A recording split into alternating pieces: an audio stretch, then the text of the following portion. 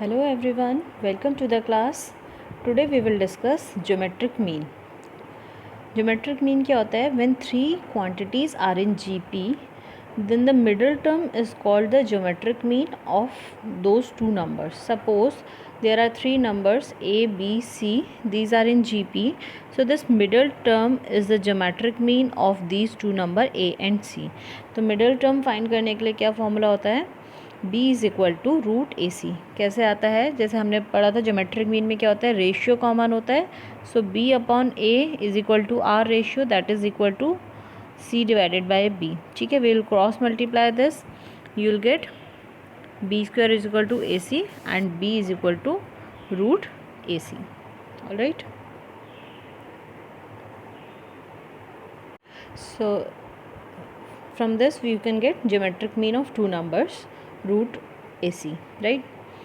If you have to insert n geometric mean between two number, ठीक है, जैसे हमने अर्थमेटिक मीन इंसर्ट किए थे, similarly we can also insert geometric mean. Suppose there are two numbers a and b and you have to insert n geometric means between these two numbers.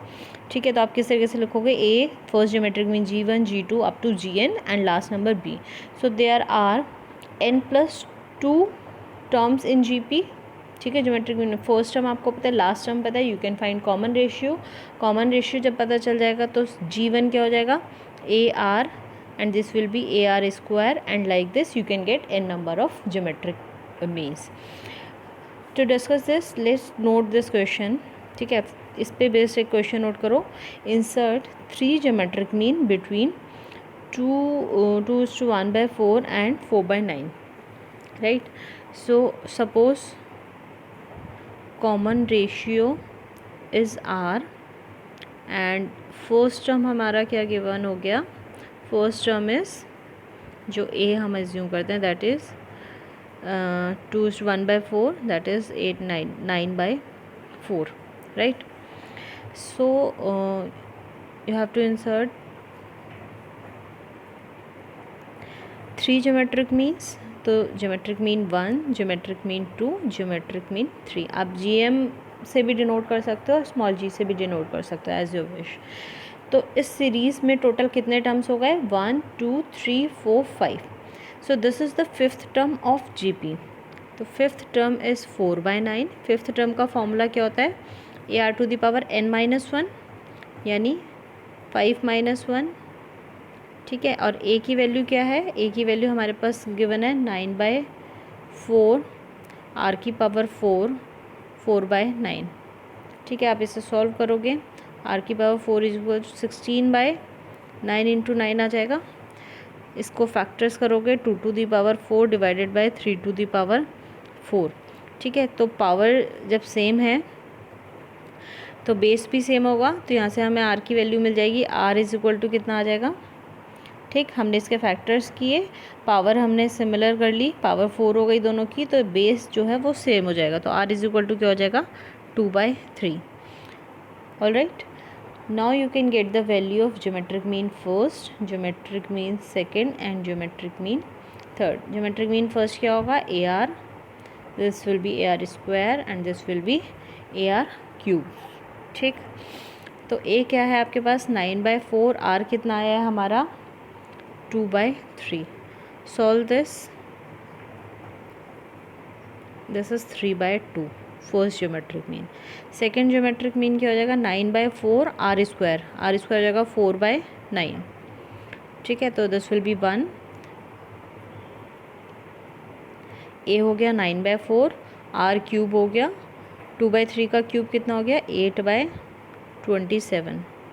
Solve this, you get 2/6. so these are the 3 geometric mean between these two numbers. ठीक है, it's very simple.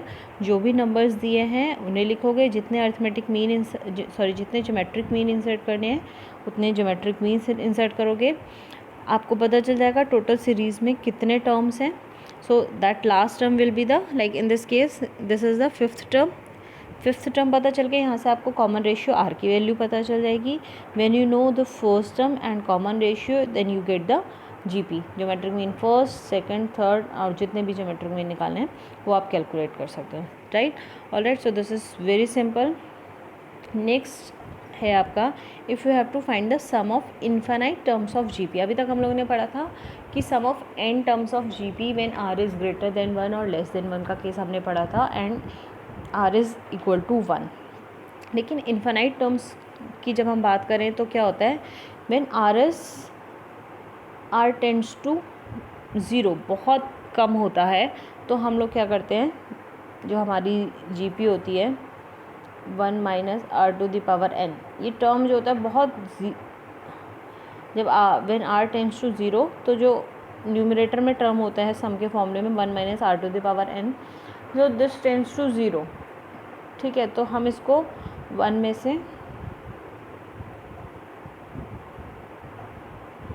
में से 0 minus करोगे तो that will be approx 1, ठीक है। तो इसलिए हम ऊपर वाला टर्म को 1 से मल्टीप्लाई करते हैं तो a आ जाता है। तो इसका सिंपल सा फॉर्मूला है a divided by 1 minus R, ठीक है। For example this is the series and you have to find the sum of infinite numbers, ठीक। First of all you will check whether this series is in GP or not. तो second term को first term से divide करोगे, 0.8 divided by 4, तो यह कितना आ गया 0.2। Common ratio r हम लोग कैलकुलेट कर रहे हैं। यह थर्ड टर्म को सेकेंड टर्म से डिवाइड करोगे तब भी आपका क्या आ रहा है वैल्यू 0.2, ठीक है।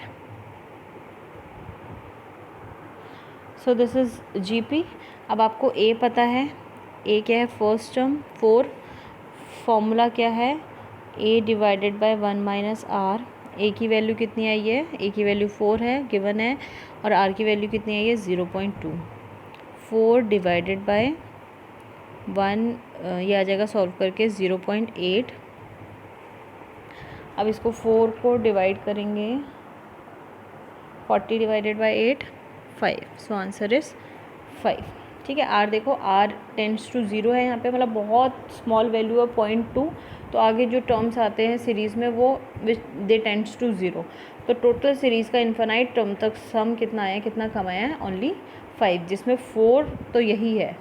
तो आगे सीरीज़ हमारी इन्फाइनाइट तक नेग्लिजिबल होती चली जाती है। All right, so this is about the sum to find the sum of infinite terms of GP.